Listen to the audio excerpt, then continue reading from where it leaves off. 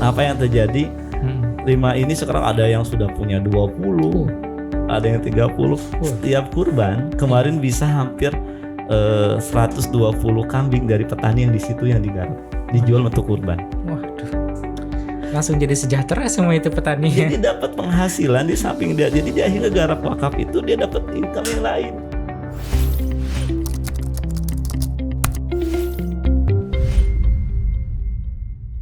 Assalamualaikum Sobat Bangga Wakaf, bertemu lagi di kanal YouTube Bangga Wakaf, kanal edukasi wakaf produktif yang akan berbagi beragam informasi dan cerita sukses program-program wakaf produktif dari berbagai nazir wakaf terpercaya di Indonesia. Kanal ini dipersembahkan oleh KNEKS, Komite Nasional Ekonomi dan Keuangan Syariah. Kenapa kanal ini hadir? Semata dalam rangka mendukung penguatan, pemahaman, kesadaran, dan gerak langkah kita dalam membangun wakaf untuk ekonomi nasional yang lebih hebat. Wakaf pastinya dari umat, oleh umat, untuk sebesar-besarnya kemaslahatan umat. Saatnya kita bangga wakaf. Kembali lagi kita sapa Pak Soleh di video yang kedua ini Pak. Tadi banyak sekali program-program yang sudah dipaparkan oleh Pak Soleh, terutama program pendidikan ya Pak tadi. Betul. Sekolah Juara. Nah, kira-kira program wakaf produktif apa lagi nih Pak yang bisa diceritakan nih? Kita coba cerita wakaf produktif di sektor pertanian ya. Sektor pertanian. Sektor pertanian. Karena ini menarik kita sampaikan pertanian.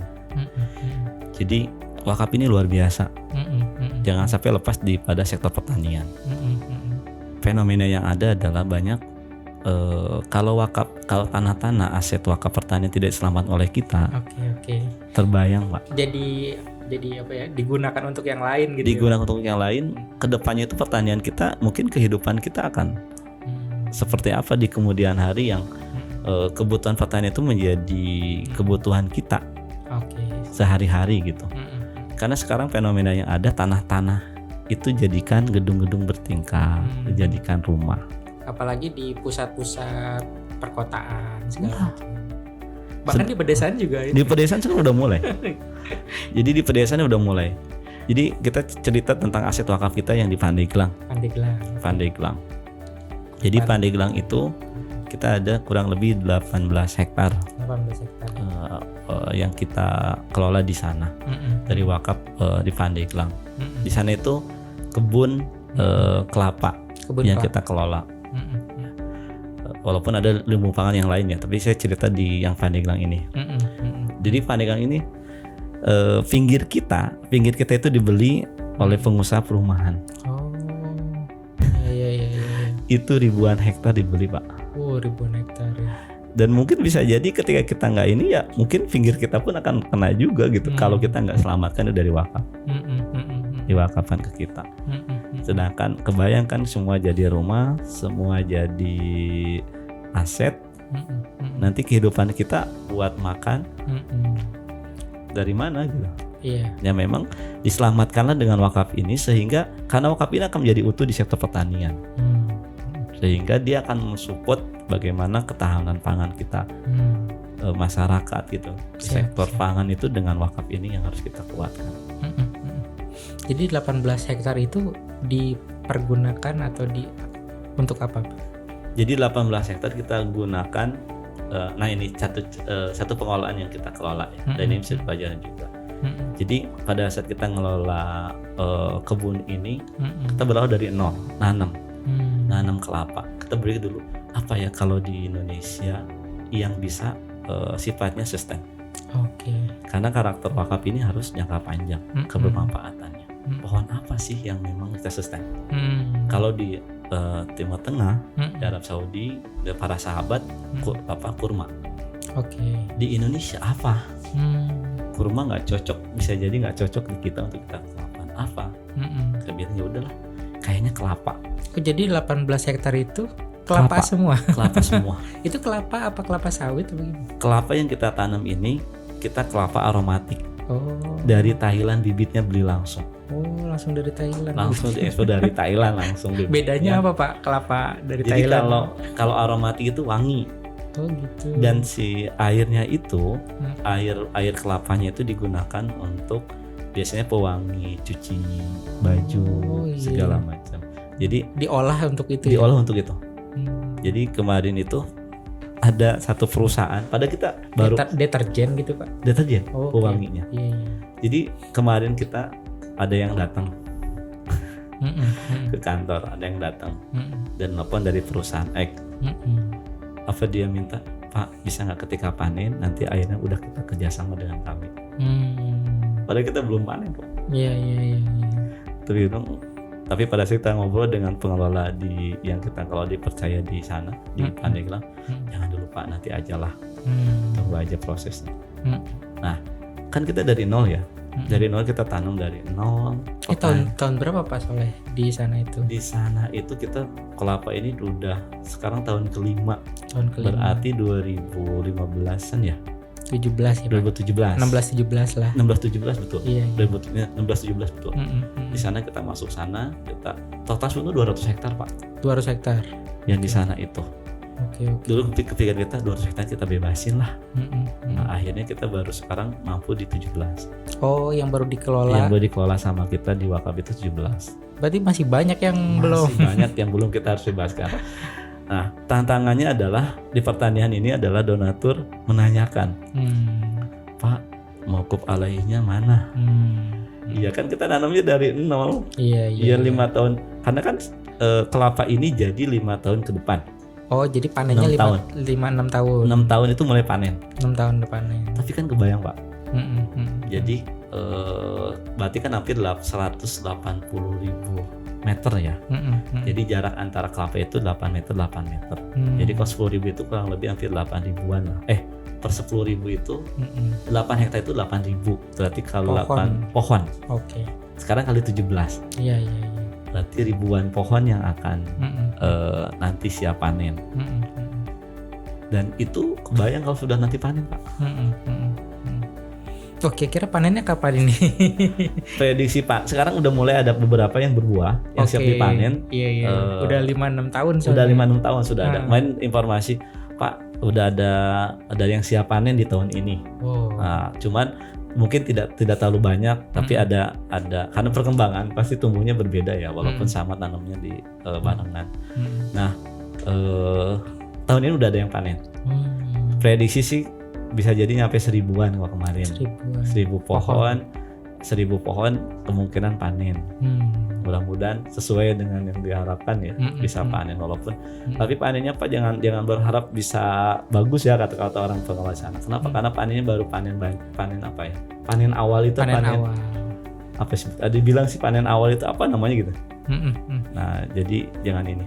Nah, yang tantangannya adalah dipanen di kelapa ini apa? Orang menanyakan tadi mauquf alaihnya kemana. Nah sehingga dulu kita berpikir karena mauquf alaihnya ini orang menanyakan mana mauquf alaihnya. Akhirnya kita kembangkan 2 pola dengan tumpang sari. Oke. Jadi selain ada kelapa kita bangun sereh wangi. Oke. Sereh wangi itu rumput liar ya. Rumput liar saat itu, terus kita di sana kita bikinin satu tempat pengolahan sereh wanginya. Oke. Sereh wanginya, pengolahan sereh wanginya. Di sana itu kita bangun itu, kita beli alat penyublim, jadi apa? Daun sereh itu dimasukin jadi keluar jadi minyak sereh. Minyak sereh kita beli alatnya di sana, kita bangun di sana, kita tanamin sereh wangi. Nah, sehingga orang nanyakan tentang Pak gimana nih katanya mauquf alaihnya. Saya bilang kita sekarang sudah bisa dapat mauquf alaih. Tapi bukan dari kelapa, tapi dari sereh wangi. Karena lebih cepat ya sereh wangi. Sebulan itu udah bisa panen. Sebulan sudah bisa panen. Jadi sereh wangi itulah yang terus diolah dan itu bisa menghasilkan untuk bagian masyarakat. Termasuk waktu awal itu kita bingung juga. Kebayang 5 tahun kalau saya hitung untuk biaya petaninya yang ngelolanya harus saya gaji berapa yang disiapkan. Ternyata saat ini alhamdulillah dengan tadi adanya sereh wangi kita pure modal awal saja dengan lahan, modal pembangunan, petani itu dibayar dari hasil sereh wangi. Dari hasil sereh wangi. Wah, mantap. Plus dengan sekarang itu kita bikin satu kegiatan pengajian buat petani. Nah, di awal tahun masuk sekolah kita kasih untuk biaya sekolah. Oh, anak-anak dari Anak-anak petani. dari petani. Oh, iya. Di Ramadan sembako itu pasti dapat. Dari hasil pure dari itu dikelola. Pak, dapat kita segini. Ya udah, saya bilang. Dan itu pure, kita nggak ngambil dari kantor itu sekarang. Dari kita sebagai najir, harusnya punya hak gitu najir. Itu pure 100% itu kita untuk mokop alai di sana. Siap. Jadi pure masuk dulu ke sana. Saya bilang nanti kita akan ngambil ketika sudah jadi bentuk kelapa. Yang panen kelapanya baru kita ambil. Ya. Tapi sekarang setelah proses saya bilang penting pastikan cukup untuk biaya itu dikelola. Dan alhamdulillah sekarang 5 tahun itu kita ngeluarin sedikit pun untuk biaya operasional semua. Semua dari Serewangi. Semua dari Serewangi dan bisa nyalurin buat tadi di kota sekitarnya. Bahkan kita semakan juga petaninya itu, kita kasih di samping gaji kita kasih apa? Hewan. Wah, peternakan juga. Peternak. Jadi petani yang tadi yang ngegarap di kebun wakaf kita, kita kasih modal dia bibit betina domba. Domba betina. Dombanya 5, 1 betina. Jadi bridging. Jantannya 5, betina 1. Jantannya 1. Jantannya 1, betinanya 5. Berarti breeding ya Pak ya? Breeding. Okay. Kita kasih itu, udah ada beberapa petani di situ. Nah nanti sifatnya gimana? Sifatnya itu nanti kalau dia dapat lahirin anak, maka kalau dapat 2, 1 buat dia, 1 buat kita. Oke. Apa yang terjadi? 5 ini sekarang ada yang sudah punya 20, ada yang 30. Setiap kurban kemarin bisa hampir 120 kambing dari petani yang di situ yang digarap, dijual untuk kurban. Waduh. Langsung jadi sejahtera semua itu petani. Jadi dapat penghasilan di samping dia. Jadi dia akhirnya garap wakaf itu dia dapat income yang lain. Iya. Dibikin pola gitu. Jadi oke lah kita kasih gaji dia mungkin nggak sebesar gaji dalam ngurus pertanian layak, tapi dikasih yang lain. Dan yang mendingan gini aja katanya. Saya mending kasih hewan aja. Orang lumayan ketika panen dapat ini hewan. Dan dia akhirnya dia ngelola pertaniannya di situ, ngelola hewannya di rumahnya masing-masing gitu, ngelola juga kita dengan ini. Dan dia all out. Dan akhirnya kita bikin pengajian dari dana itu dikelola untuk mereka. Baru katanya saya nyaman di sini. Dan masyarakat di sana dulu awalnya dia banyakkan TKW. Oh jadi dari luar negeri kerja di luar, kerja kerantau kemana ke Jakarta. Ketika ada lahan kita di sana, mereka kerja di kebun kita. Mereka pulang dan mereka bersyukur, terima kasih dengan adanya wakaf kebun produktif ini, saya bisa kerja di sini dan saya nggak harus keluar dari wilayah dan saya bisa dekat dengan keluarga. Berarti tadi namanya kebun produktif. Kebun produktif di Pandeglang. Alamatnya Cikesik. Berapa jam dari Jakarta Pak kalau mau main ke sana? 6 jam. Di dalam banget pelosok. Tapi sekarang udah enak, udah ada bagus lah. Jalannya udah mulai bagus kan di sana itu. Kalau misalnya kunjungan ke sana bisa nginep nggak Pak di sana? Maksudnya? Di sana ada rumah Paranggung gitu, kita bikin rumah di situ untuk pengurus di sana.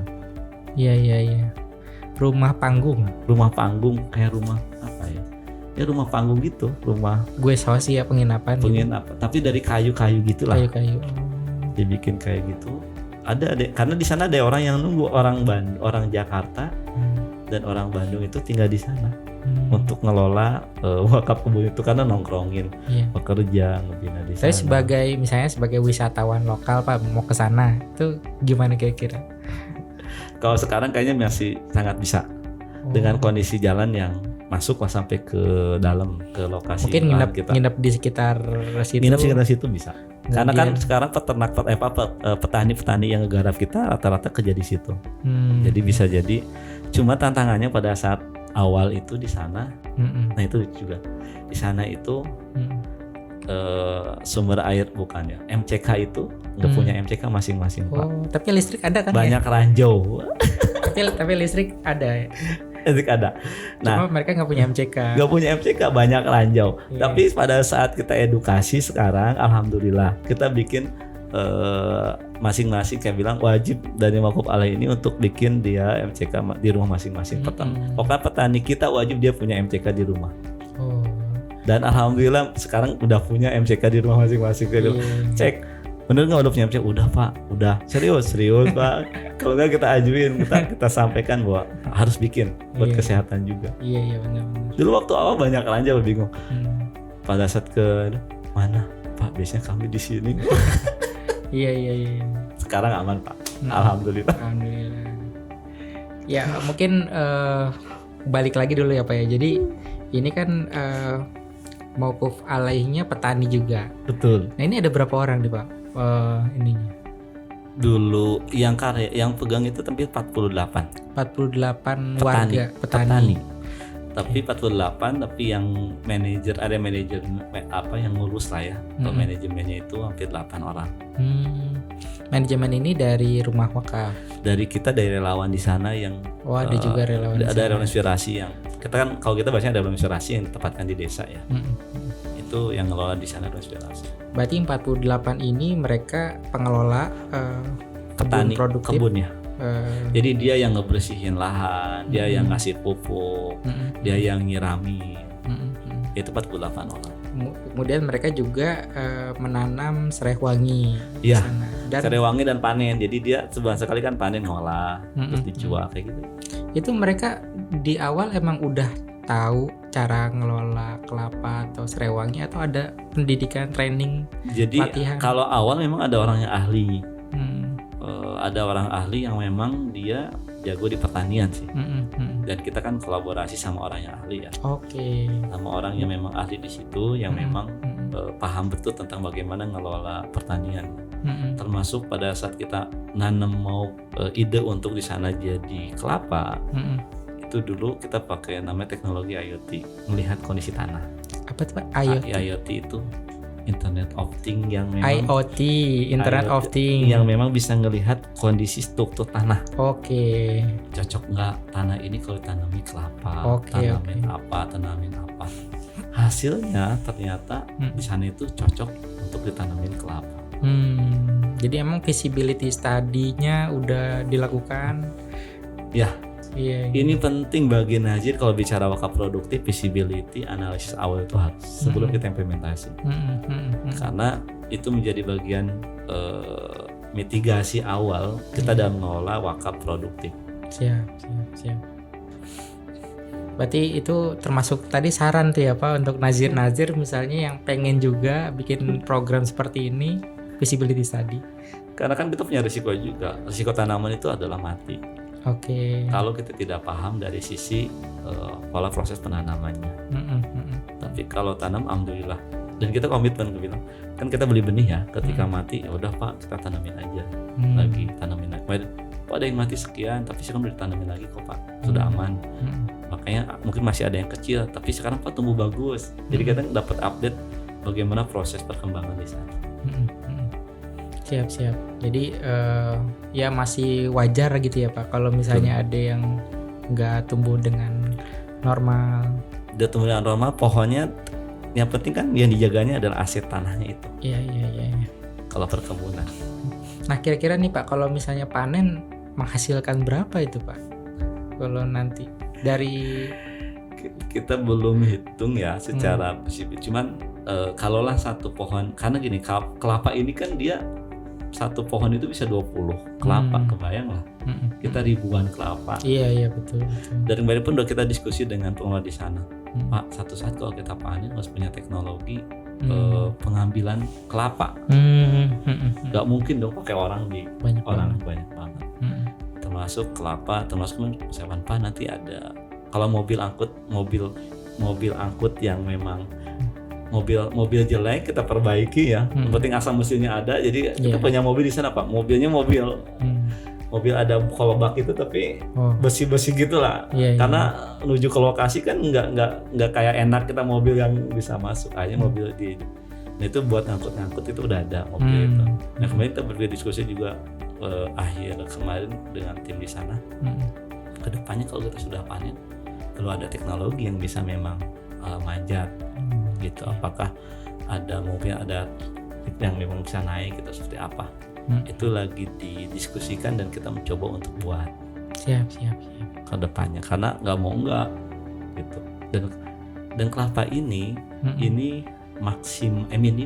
minimal itu 25 tahun. 25 tahun. Berarti berapa Panen. kali? Berarti 5 kali panen lah gitu ya Pak? 25 tuh enggak. Kalau Panen itu bisa sebulan sekali. Oh, sebulan sekali. Kalau kelapa itu. Jadi setelah dia tuh 5-6 tahun, kemudian dia panennya sebulan panennya sekali. mau sebulan sekali, mau di berbagai bisa panen. Sampai 25 Kelapa tahun. Sampai 25 tahun. Wah, iya. Jadi emang sabar dulu 5-6 tahun, nanti sebulan sekali. Makanya saya bilang kalau donatur ada yang komplain kan, donatur kan dia dulu semangat ya. Fans kebun kan kita dibikin per meter, per kebun per berapa lah. Dibikin mudah dan murah biasa kita. Wakaf donasinya orang mau untuk wakaf situ.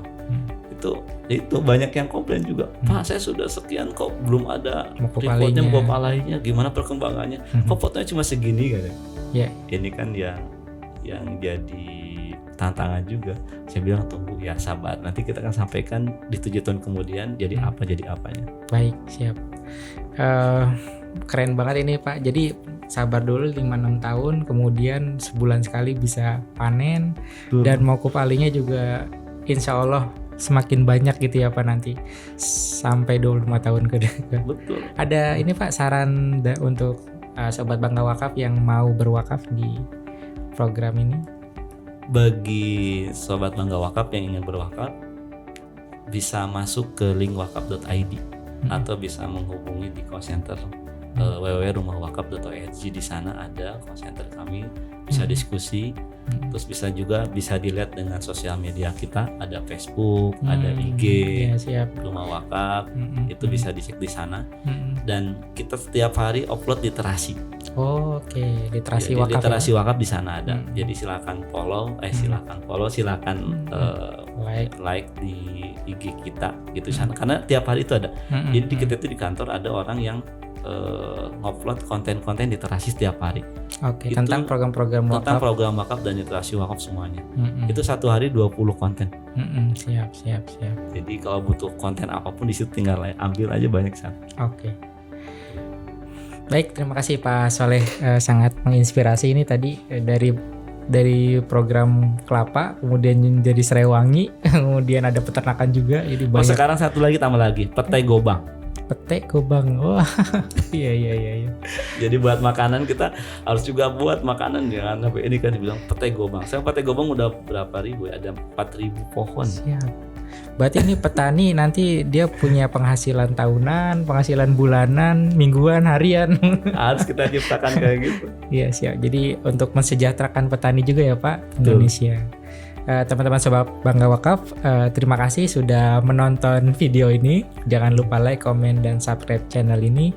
Klik lonceng dan perluas kebermanfaatan melalui fitur share di kanal YouTube ini. Mari kita bersama bangun kebaikan dari umat, oleh umat, dan untuk umat. Saatnya kita bangga wakaf. Wassalamualaikum warahmatullahi wabarakatuh. Makasih Pak Soleh. Terima kasih.